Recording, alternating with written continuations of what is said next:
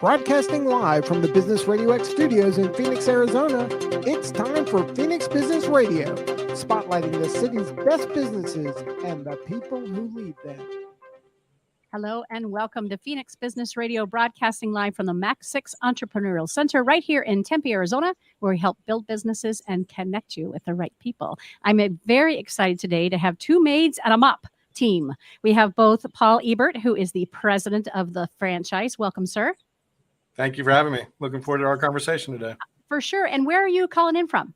Birmingham, Alabama. Excellent. So and how's the weather there? Decent? What is Alabama like this time of year? It's getting chilly, and it's only going to get chillier for Christmas. So we won't get above freezing Friday or Saturday. So not looking forward to that. Yeah, we feel like it's cold, and it's, 49? Yeah, we complain if it gets below 60. Right. And it's below 60 and I'm cold. Well, I'm so appreciative of you accepting James's invitation for you to come and join us today. And James Frink is an owner of one of the franchises right here in Tempe, Two Maids and a Mop. And you've been doing it for how long? I know we had a nice conversation via Zoom not too long ago, but remind me how long you've had the franchise. So I started in April of 2021. So it's been about a year and 9-10 months, right? Okay. Yeah. So this is a conversation just to get to know you guys and the great world of residential cleaning and franchise and why this particular franchise. Paul, can you take a few minutes to introduce yourself first and tell us a little bit about your backstory? And then, of course, how you landed on Two Maids and becoming the president there. Absolutely. Yeah. So I am an accountant by trade. I was a CPA, started like a lot of accountants in public accounting, working the grind of 60, 70, 80 hours a week. And I made it longer than most. I made it about 5 years at Ernst & Young here in Birmingham.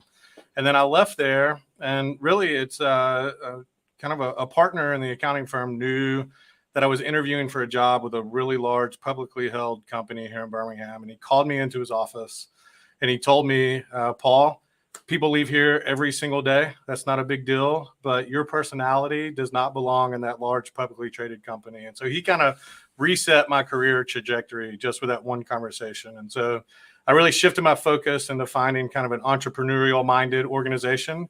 And so I ended up at a healthcare startup. And since then, I've been in kind of entrepreneurial minded companies. And for the last 5 or 6 years before Two Maids, I had my own consulting company. So I was a CFO for hire for small and emerging businesses that had kind of reached a point in their life cycle to where they needed some additional financial help and higher level financial thought. And so I did that. And then Two Maids was a client of mine for about a year. And in some conversations with the founder of the business, he mentioned that he wanted to bring on a president to kind of run the day-to-day operations so he could do founder things and be a big dreamer and kind of come up with the new crazy ideas and know that everything was going to be taken care of. And so I made that leap in June of 2020, right in the middle of COVID. We were trying to get going and keep going, and we saw demand starting to pick back up, and I said it's worth a shot. And so here I am today, a little 2.5 years later.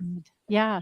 And when you're getting ready to leave the company and that guy gave you that feedback, had you already been thinking that you really had a bigger play in the world, or was this the seed planted and you were like, I ought to think about this? I knew I wasn't a typical accountant. You can typically tell that by my desk because there's papers thrown everywhere and I know where everything is, but people are like, you're not very organized. And I'm like, well, my brain works a little differently than some of you.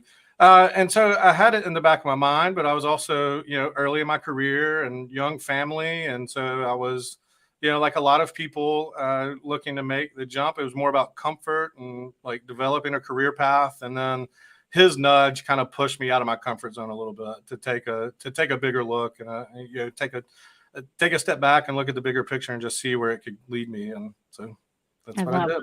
I love that. I love that you shared it. And I love that you used the word nudge as well. My parent company is called I Nudge LLC, and that's where Business RadioX feeds into it, and then the coaching consulting piece that I do. So good choice of words there. All right. How about you? You fell into this in a very interesting way as well. Tell us about your backstory professionally, and then also what led you to this particular franchise. Well, it all started in 1972. No, I won't go back that far. You can. We got time. I was born then. Yeah. So, but let's move forward. Oh my God, you both are so young. I just turned 50, but okay, yeah. I mean, it's all relative, right? It is relative. My birthday was yesterday. Oh, happy birthday! Happy birthday! 58. Thank you. Yeah. You don't look a day over 49. Well, thank you. I'll take that. So 1972, you were born. You landed here.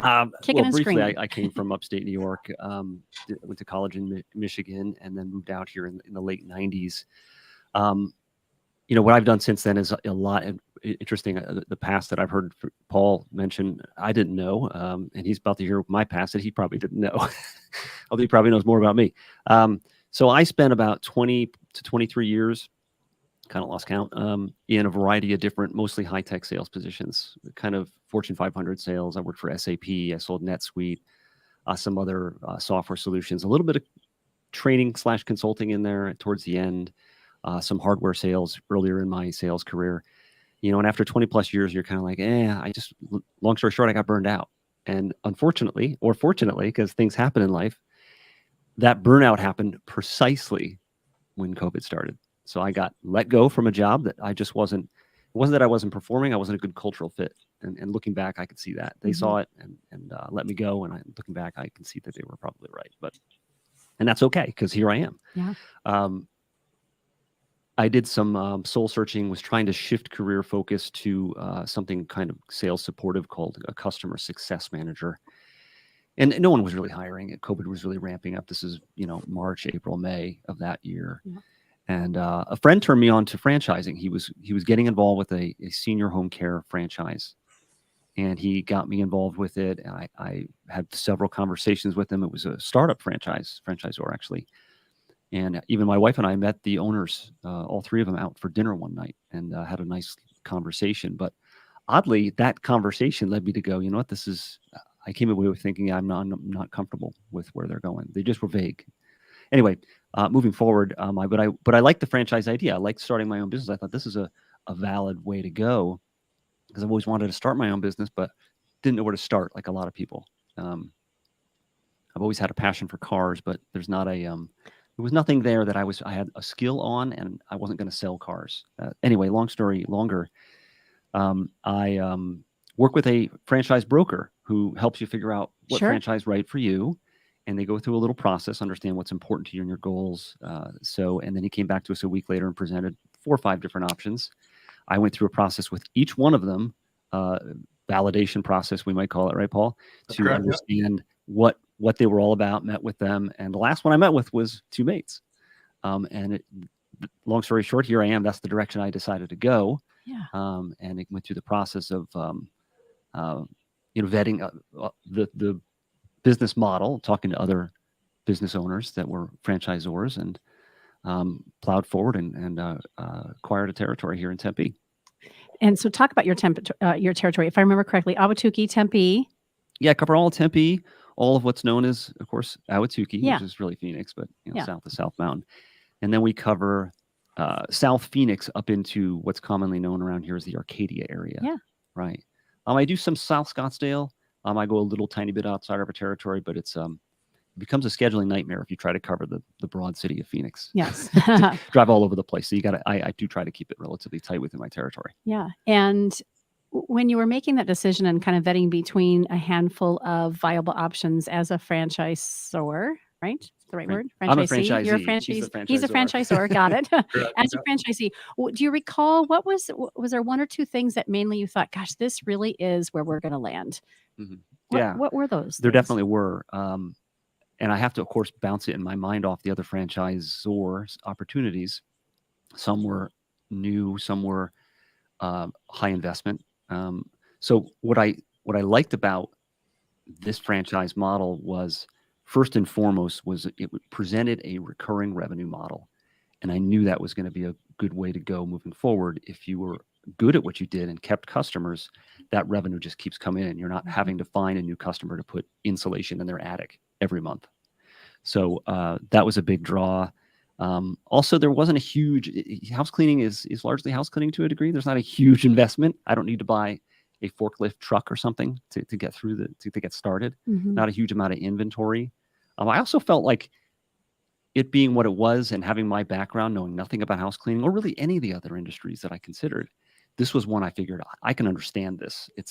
There's no engineering involved. I don't have to have a machine shop out back that makes cabinetry or something that I don't know anything about. I can figure out housekeeping But I think I would be remiss if I didn't mention a big part of it was Two Mates has a lot of the back end processes and systems already figured out.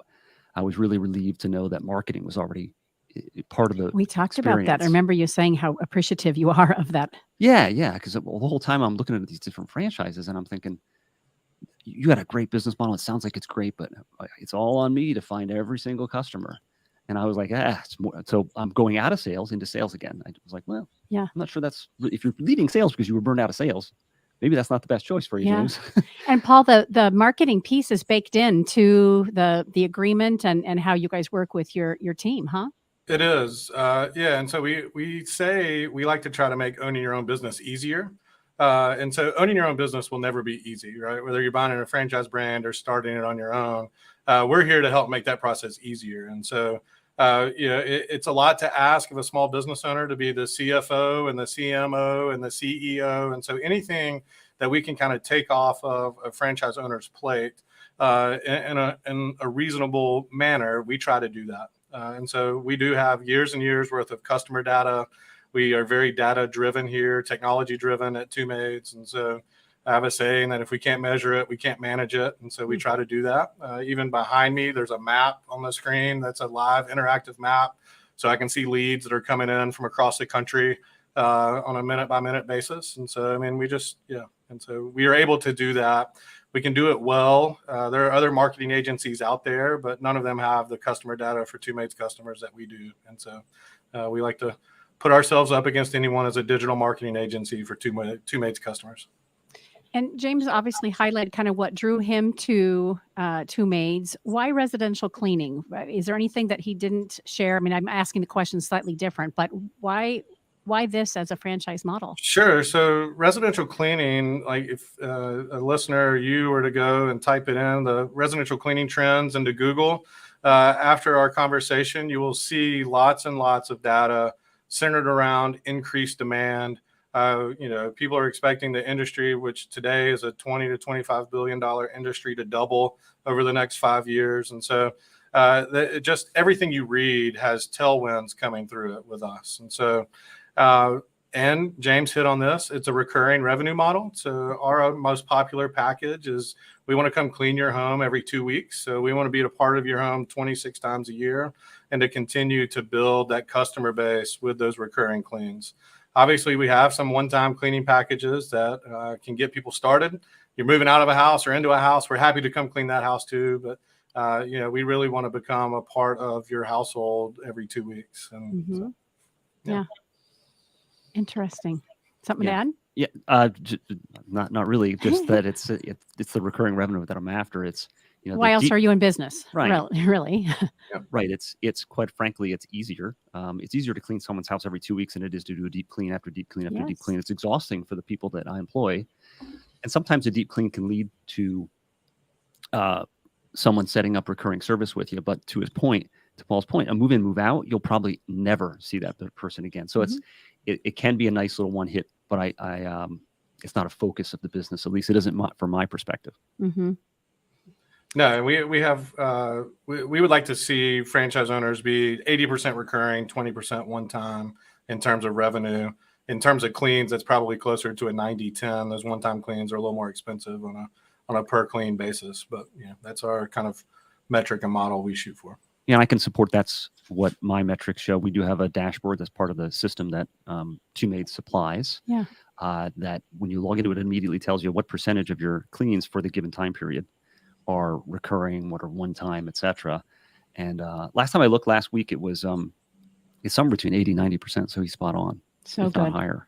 And where are markets that you're starting to branch into? Are you all over the country at this point? And what's next for you guys? Yeah, so we're in 103 locations across the country. And so we have some larger national competitors that we're quickly gaining on. But, it is really where the franchisee is. And so it's, James lives in Tempe, has worked in Tempe, is engaged with the community. We would prefer that the owner be there. We do have a semi-absentee model, but we still need you to kind of understand your territory, region, town that you're working in and get plugged in there. And so that is a big piece of this for us. We're continuing to grow nationwide. I mean, we're California to New York, to Florida to Washington, and in between. So, what sets you guys apart as a company? And then I think maybe you both might have a slightly different perspective, but what's the draw for Two Maids specifically from maybe my perspective as a potential customer? I'll go first, and Paul, you can fill in the blanks that I'm forgetting. Perfect. Yeah. So the big house cleaning, I've learned in my past year and 9 months or whatever, is it's very competitive. There's a ton of house cleaning companies out there, from professional ones like us to, Molly and her sister Hannah, who just decide, hey, we're pretty good at cleaning. Let's do this out of our garage. So there's a lot of competition there. On the more professional end, where we reside, the biggest differentiator that we tell our customers is a system that I'm unaware of to this day that anybody else has in this industry, which is called, what we call it, I think we've actually trademarked it, but it's called pay for performance. And this is a system that has to do with compensation for our employees, but also there's a benefit to the customer as well. So what that means is 24 hours after every cleaning that we do, we have this automated system, again, one of the systems that is supplied by Two Maids, that sends out a text to the customer asking them to rate the quality of their cleaning 1 through 10. I'm thinking like Uber, right? Uber does that Uber, kind of a thing. Lyft, yeah, rate your driver. It's really important, because you don't want a Yes. driver that gets a 3. You must be a jerk. Right. So it allows you to, that customer can then rate you and put any notes in as well. So it gives the customer a first line of feedback to you without having to pick up the phone and call you and have maybe, if they're unhappy, it could be a tense conversation. At the same time, people are busy. They don't necessarily want to do more than pick up a phone and say, hey, you did a great job. A text to an email, whatever, will do the job. So, but the important thing too is that it relates to what the house cleaners get paid. So if they get 10s on everything, they make a percentage of the job. So they make a higher percentage. Yeah. So if that knocks down below a 10 on an average, on a weekly pay or biweekly pay basis, it affects their pay as a team, right? So there's various aspects that can influence those two house cleaners, right? If one's not picking up the pace, the other one is going to let the other person know. So it kind of forces a high quality cleaning, and the customer's happy and the employee gets paid well. How long has that been part of the program, Paul? That's phenomenal. Yeah, it has been a part of our ethos for a very long time. And so it is not new to us. We've had it in place, long since before I was here. I've been here a little over 3 years, and it was in place well before then. So, and you find from your perspective as president that it works. It's obviously helping people to do a better job and holding them accountable to it, and they're incentivized. Absolutely. And it also does a couple of other things from a managerial perspective. So the professional house cleaners that James and our other franchisees employ become the face of our business once they leave the office in the morning. So it drives them to be efficient. It drives them to do the very best job they can for the consumer. And then at the end of the day, when they're done with all of the houses on their schedule, they know how much money they've been able to make that day. They don't have to come back to the office and hang out until 5 o'clock. They are free to clock out and go home to go spend some time with their family. And so it allows them some flexibility to come to work for us, but then also have some work-life balance as well. So it's a really interesting concept on both sides of giving the consumer instant feedback, allowing the professional house cleaner to take some ownership of their schedule on a day-to-day basis, and then allowing the franchisee to know that everything is aligned for what they want to happen inside of their business on a daily basis. I like the fact that you both have used the term professional house cleaner or housekeeper as well. Can you speak to the choice of the wording for that? Because as you pointed out, anybody could start a housekeeping business. I'm good at housekeeping. I'm going to start doing this. I know a few friends, that kind of thing. But you both have made a point to say professional. Is there training involved for your teams then? And what's around that? There's definitely training. I was trained by the franchisor on how to clean and how to handle customer interactions. Although I'd like to think maybe 20 plus years in sales, I kind of had that figured out, but that doesn't mean the people I hire do, right? So there's definitely a training methodology. Two Maids has a very simple but specific system that I take all my new employees through. It's a 5-day training period where mostly you're on site training at customers' houses. We've got videos and some testing that we can do, but largely you're in-house showing how we clean. As I tell new employees, it's not so much about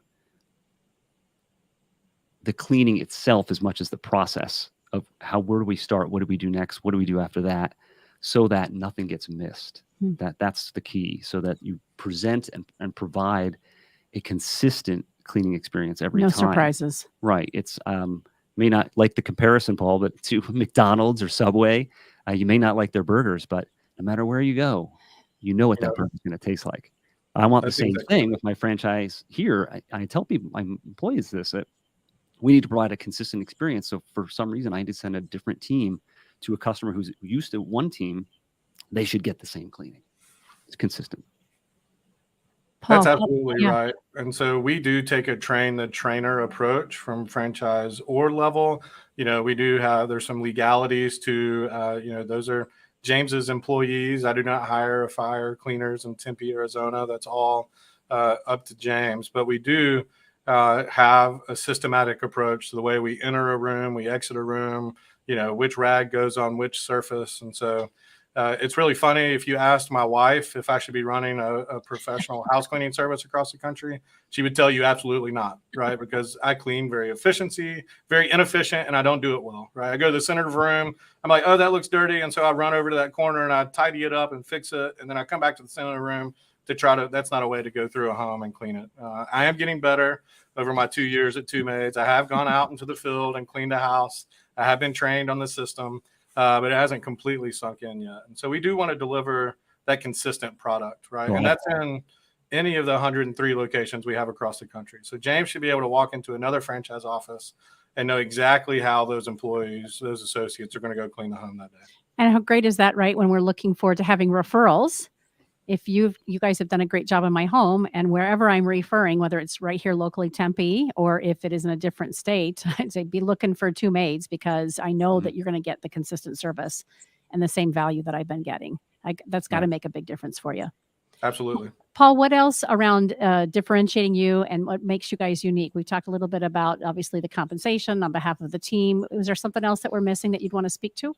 Yeah, we really try to leverage technology. And so if you were to go to our website today, whether it's in Tempe or in New York, you can put in kind of the demographic information of your house. If you're the standard American, I've got 3 bedrooms, 2 bathrooms, 2.5 kids, 2 pets.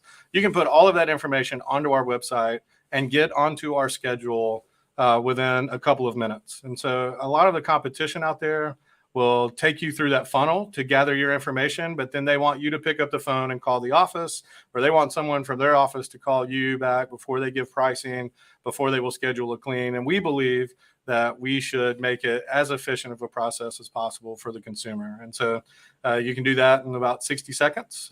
Get on our schedule. James can be there to clean your home next week. And, he will call you beforehand just to check in, make sure we can get in the home, things of that nature. But that is really a big deal to us. And so as we kind of look to move forward, we want to continue to build on that. And so as we are kind of leading the way from a national perspective, we want to continue to get better. And so we don't want anybody to be able to catch us. And so if you look at our strategic plans moving forward, technology, people are 2 of the things that we're really focused on. Yeah, that was a big selling point for me, I would say, when I was considering this franchise. And not all franchises have this level of especially for relatively as small as Two Maids is nationally as a franchise brand. They've got good technology in the background. Some of it they develop, some of they've hired out, as you should do, and find like the system that sends out requests for reviews from customers. That's a third party. We have a social media tie-in solution.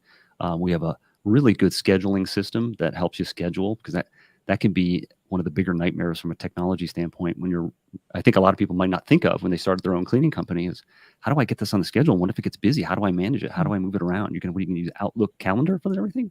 It doesn't work for that. Right. So this gives us that flexibility and ease of scheduling. And it also, allows us to put something on the schedule really easily, whether I do it or whether the customer does it online for that biweekly cleaning. I have customers that are always asking me, like, when's my next clean? Well, it's every 2 weeks. It's already on the schedule. They think they have to call me and schedule it again. Like, oh, yay. They're like, oh, really? It's already there? Yeah. Well, and I let them know 2 days beforehand. I send them a text reminding them there. That's a logistical thing, but that plays into part of what we try to do to be a little better than some of the other cleaning companies we come up against is the follow-up that we provide. I always talk to all my customers the first time we've ever worked with them. Sometimes we go on site and talk to them. There's follow-up afterwards, not only with the request for a review, but I'll often call my customers and find out what their feedback was if I didn't get any. And then, of course, you've got your employees on site. They're all wearing a uniform, not too unlike what I'm wearing, just a pinkish color, no surprise. And I train them to present themselves professionally, make sure that they set customer expectations correctly, because it's very easy for a customer to schedule a cleaning one day, and the cleaning itself is a week or 2 weeks away. In between that time, they don't remember what they scheduled. They just scheduled a house cleaning. So we show up and do what we're supposed to do. And they go, oh, you didn't get all the baseboards and all the blinds? Well, that wasn't part of the package. But if we review those expectations up front, we don't have that problem. Yep. The expectations are set and they understand. And then you have happier customers and they wanted you to come back.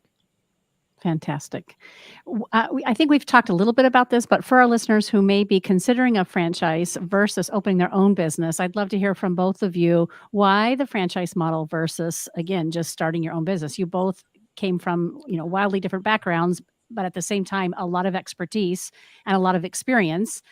And here you landed with 2 maids. So tell us about your thoughts and opinions around franchise versus just jumping in and doing your own thing. So I'll go first. Yeah. So you could do either one, right? So the choice between, I could start my own cleaning company or any business, or I could do a franchise model. I think it really personally it comes down to what kind of person you are. If you're the kind of person that has to do everything your way, it's your way or the highway. Yes. You've got an idea and no one's going to stop you. Franchise model may not be for you.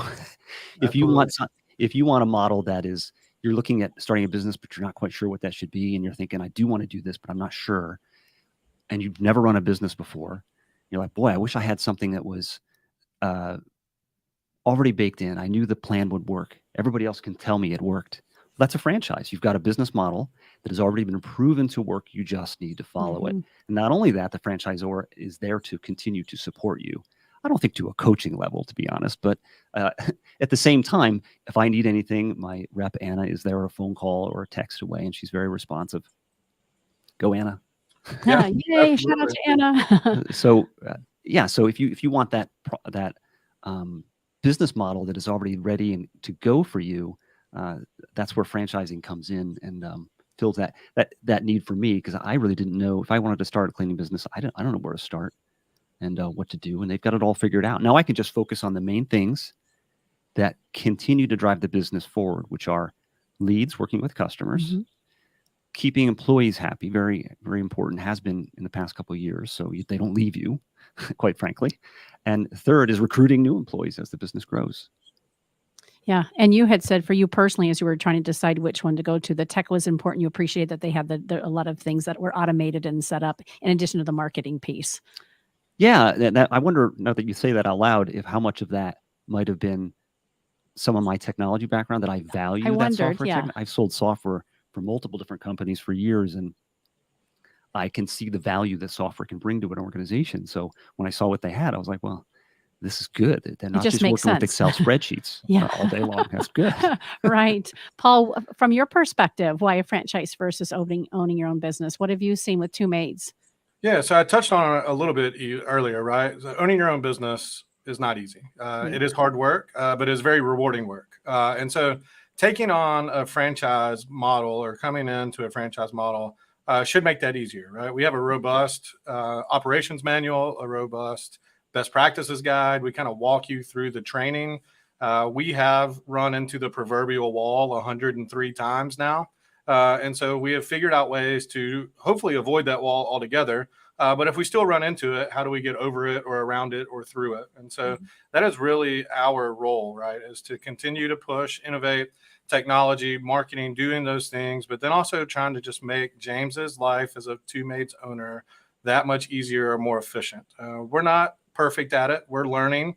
I tell people this all the time, that at 103 locations, we're big enough to know that what we're doing works, but we're not so big that we think we have all the answers. And so we're always looking for suggestions on way that we can get better on a day-to-day basis. And I've got about 30 associates here in Birmingham, and we've got some remote associates that, we talk about this a lot, and it's franchisees first. And so the success of our franchisees then begets our success, right? It can't be the other way around. And so to have a long-standing franchise model, your franchisees have to be successful and profitable, and then you as the franchisor can do the same.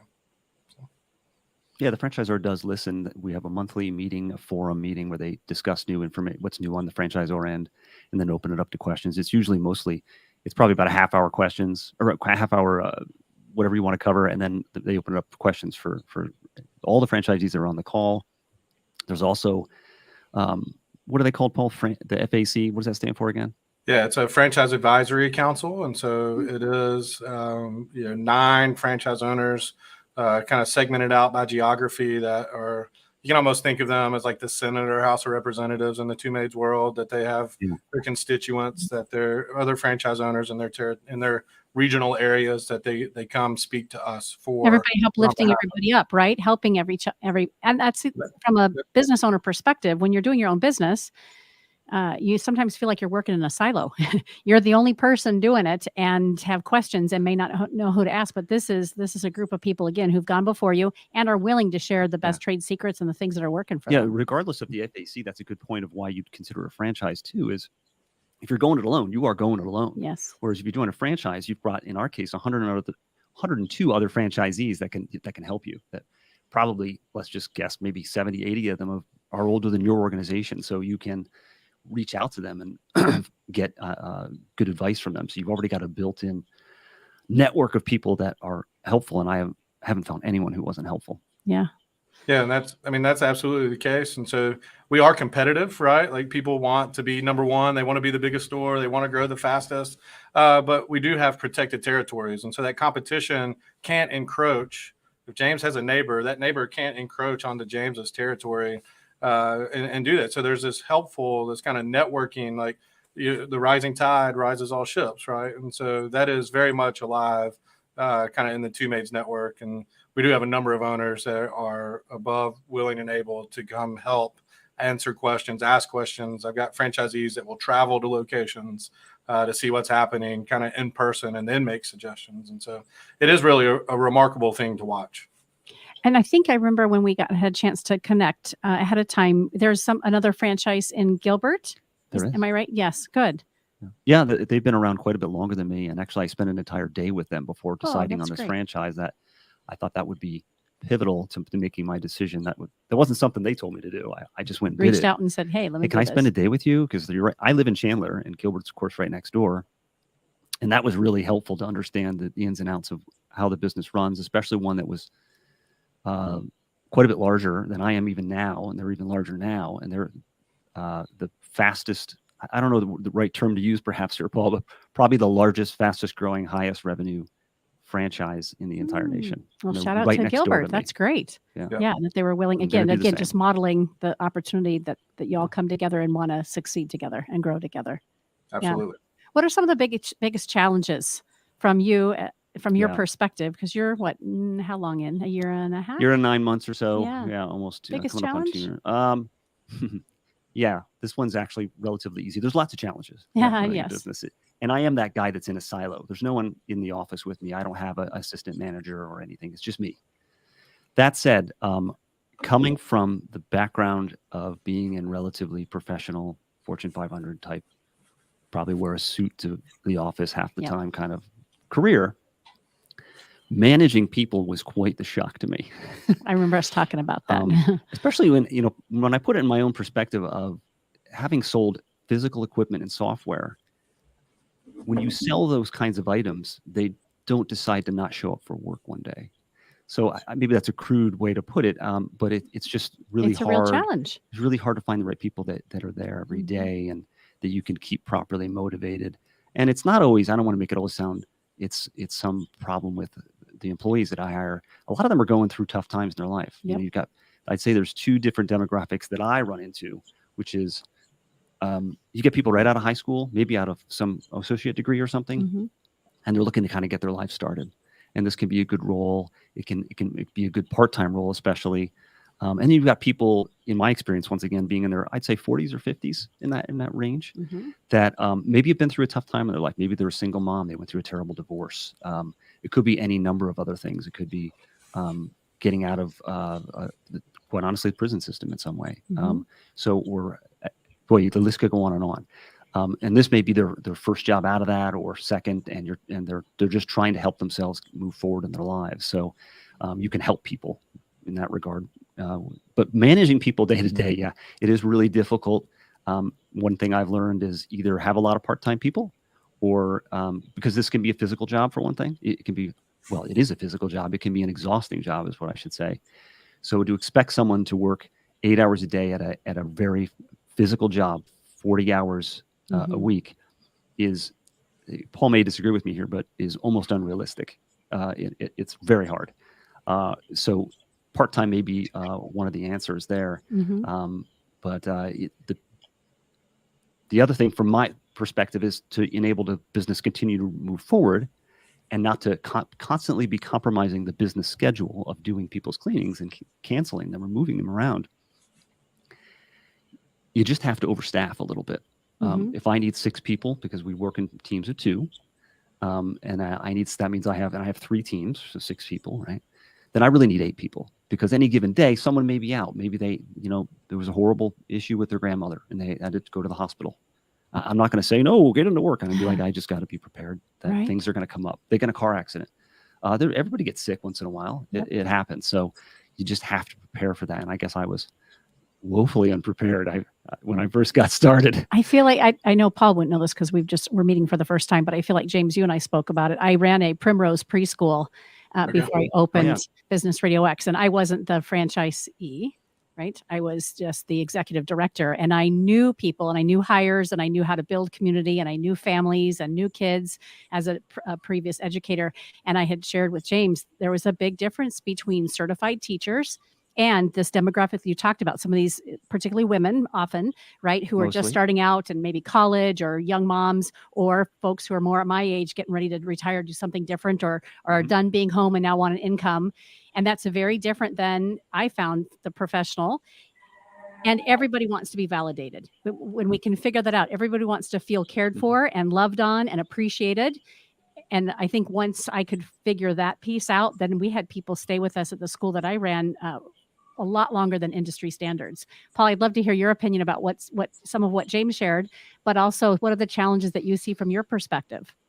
Yeah, so I mean, absolutely, in our industry, people are the biggest catalyst. And so whether that is the consumer, but more importantly, in my mind, is the professional house cleaner.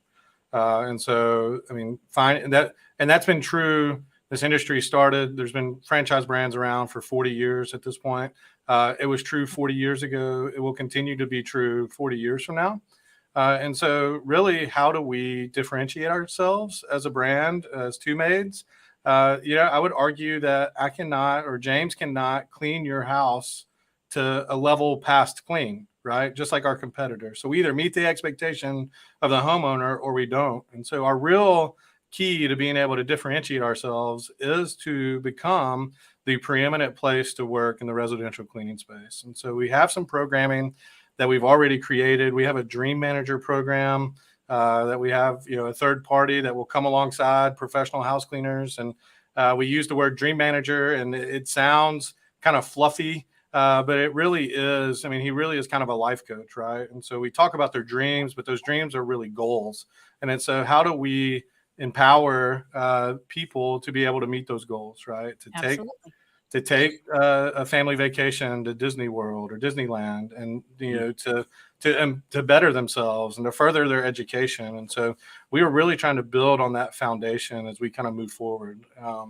I really wish, or maybe we can 6 or 8 weeks from now, kind of have a follow-up call, because we're in the process of a brand refresh.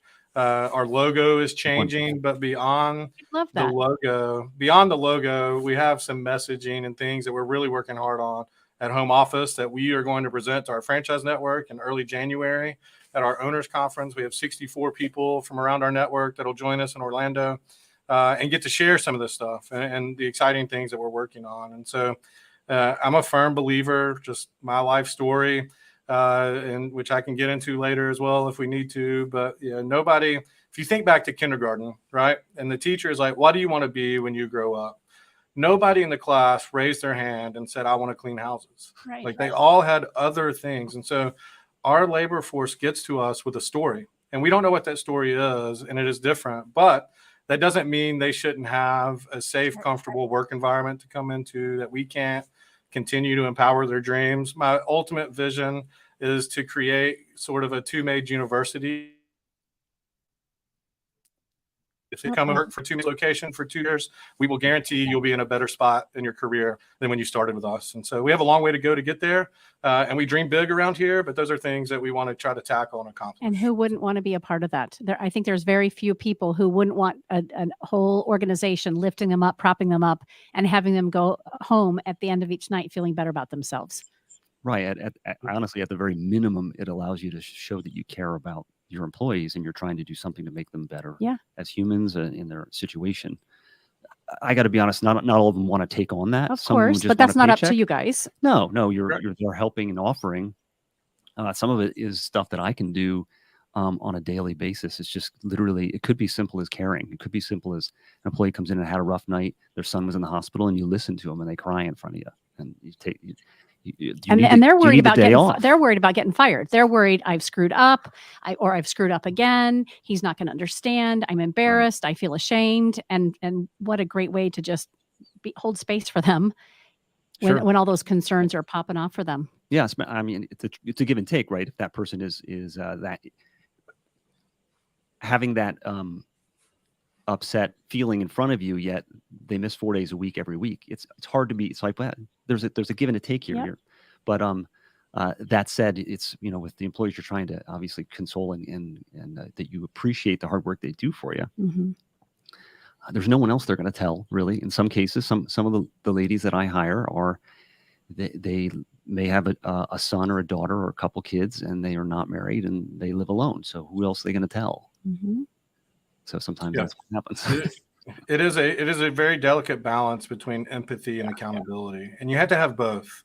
We have a saying written on my whiteboard back here that empathy without accountability breeds entitlement.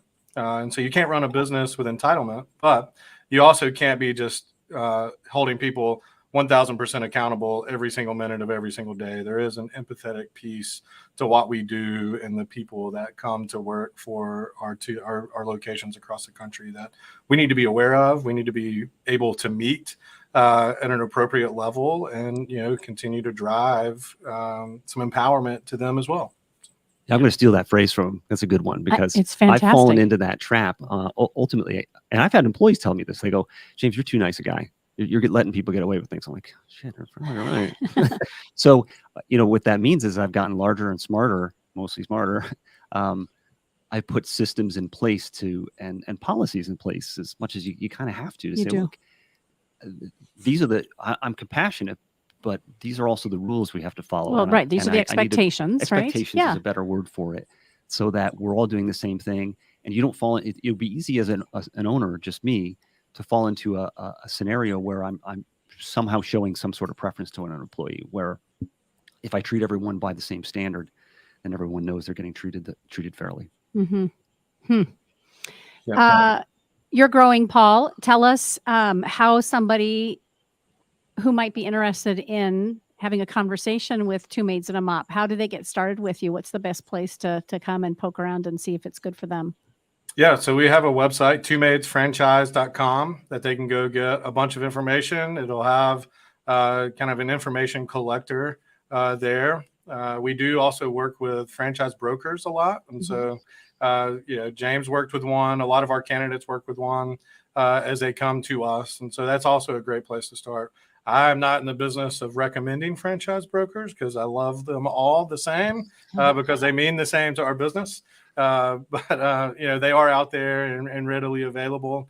But really the website, my email address is paul.ebert@gohfc.com. So I know that doesn't have Two Maids anywhere in there. So Two Maids, we were acquired a little over a year ago by one of the largest franchise networks in North America called Home Franchise Concepts. We now have 9 brands under the umbrella. And so if there's not a Two Maids available inside of your territory, we probably have another brand that could be a fit for you as well, all centered around home services or performing services at your home. And so really a unique kind of opportunity to kind of get a 9-for-1 conversation started in the beginning. Obviously, we want you to end up in a Two Maids. That's where my passion lies. But we also want what's best for our franchise owners. And is there anybody that Two Maids is not for? Good question. Yeah. So we've talked a little bit about this, right? We are in the people business that just happen to clean homes. And so if people aren't your thing and you just want to be technology and moving product around and putting an envelope and shipping it off, then we are not the business for you. You are going to have to kind of pun intended, get your hands dirty in this business a little bit, be able to understand it, willing. I do not necessarily want James out cleaning houses on a daily basis. James doesn't want to be out cleaning houses either. He does not. I'm with you. We already know we don't want Paul doing it. He already copped to that. I'm not doing that. Absolutely. And so, but you do, we spend a lot of time just there, right? People are our business. And so that's also homeowners, right? Being able to kind of deal with mistakes as we make them, like make sure that people were responding appropriately. But really the most important piece of this business are the professional house cleaners and making sure you're appropriately staffed, that you are able to kind of lean into them and provide that empathetic ear, and also making sure they meet expectations. And so if you're not willing to do that, then this is probably not the brand for you. But you can build a really nice business with us. And so we have owners that have been in our network and have built a really nice business and now work 5 or 10 hours a week. And they have hired a manager that runs the business for them and on their behalf. And our ability and leverage of technology. It allows them to see what's happening in their business from afar and not necessarily have to be in the weeds on a day-to-day basis. But it has to be built. We can't, as the franchisor, build it for you, but we can help support you as you do that. And I would say that anyone that might be listening to this that doesn't want to reach out to the corporate entity, I would be more than happy to take a call or take someone out for a cup of coffee and talk about what Two Maids is all about. That's great. I'll give you the full story, and you just decide for yourself if it makes any sense. Yeah. I'm not, as many years as I spent in sales, I don't know if Paul could support this, but I'm not an overly persuasive guy. I'm not trying to convince you of anything. Yeah. Here's my story. Here's what I found works. Here's why I chose this over these other options. Right. It's either a fit or not. In fact, that kind of dovetails into how the customers that we're a fit for. This is kind of getting off the point. No, I love it. Go for it. Is we're not a fit for every customer out there. We're much more on the professional end. We're I'll just say it. We're not cheap. We're not super expensive. But if someone's looking for a deal, we're not it. And there are customers that by the interaction with them that they're just not a fit. They're constantly asking you for discounts or complaining about strange things that don't make any sense or that you can do nothing about. Sometimes you have to just cut ties. So my point is we have a customer fit in who we clean for, just like Two Maids has a fit for who they're looking for franchisees. That's what makes it work. Get really clear about who you're serving, right? Right. There is somewhat of a niche to what we do. Yeah. It's still house cleaning. We'll clean your house, but eventually you find there's just a core values mismatch between how that customer acts and how you run your business. Absolutely. And either they're going to let you go or you're going to say, I'm sorry, we can't clean for you anymore. Yeah. Good. Are you growing your team? You're looking at bringing on more professional house cleaners? Yeah, I am definitely growing. I'm actually in an awkward point right now because I've got 5 people and we clean in teams of 2. So if you do the simple math, I'm short a person. And according to what I said earlier, I'm short technically about at least 2, probably 3 people. Yes. And I'm trying to get to grow to that 4th team, which is for me a big milestone in the growth of the business and its profitability, quite frankly. So where do you currently promote or put the idea out that you're hiring? So I have ads right now on Indeed, of course. Yeah. Who doesn't use Indeed to hire? There's also ZipRecruiter and Snag a Job. Okay. Yeah. Well, hopefully we can help send people your way. That'd be awesome. Thank you. And for our folks who are listening and are thinking, I'm in the Arcadia area, Ahwatukee or Tempe, and I want my house cleaned, how do they get a hold of you? You could call directly. Call comes right to my cell phone. I'm the only one that answers it. It's 480-405-6596. Or if you don't want to talk to me, and that's fine, you can go to twomaidestempe.com. And just like Paul mentioned earlier, you can get a quote. You don't have to talk to anybody. you can read up on what our different cleanings are all about, etc. Yeah, I love it. It's been such a pleasure to get to know both of you, and of course, the Two Maids Company. Is there anything that I hadn't thought to ask that you want to make sure our listeners are aware of, both from the business perspective, because we're B2B business radio, but also even the residential cleaning side of things, and franchise for that matter. Paul, anything else that you kind of came hoping that we'd have a conversation about today? You know, you kind of hit kind of high points for us, right? Our biggest hurdle most of the time is people wrapping their mind around residential cleaning, right? It's not necessarily fun to talk about it at a business or a dinner party with amongst your friends, but you can build a really nice business in our industry. You can impact a lot of lives. We have people that employ 40, 50, 60 professional house cleaners across our network. And so we really view it's a unique opportunity for us here in Birmingham to be able, the 30 of us that are here, to be able to have an impact on 2,000 lives that are going out and cleaning houses every single day in the Two Maids franchise network, and our owners and the managers. And so it is a really an easy way to put a positive impact into people's lives, especially the ones that are willing to take it and uphold their expectations. And so that's what's really fun for us. Again, we're a people business. We just happen to clean homes. I love it. Thank you for wrapping it up in that perspective. Anything, James, from your perspective that you want to end on?